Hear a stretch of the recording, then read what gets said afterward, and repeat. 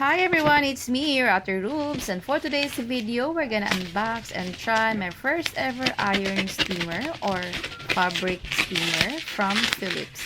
By the way, I got this from Lazada 1010 for the price of 1,600 pesos.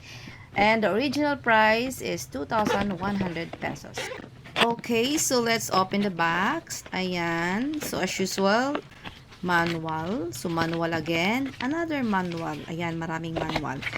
And it also has a adapter, which is good.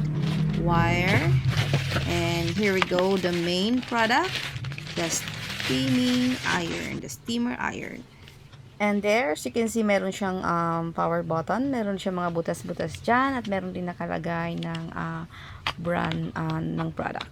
At meron din siyang mga wire, of course. And yeah, yan yung kanya mga claims na nakalagay sa box.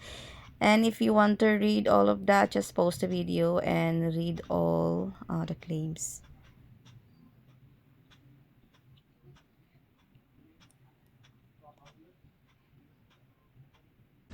At yan din yung detachable water tank niya na paglalagay ng water.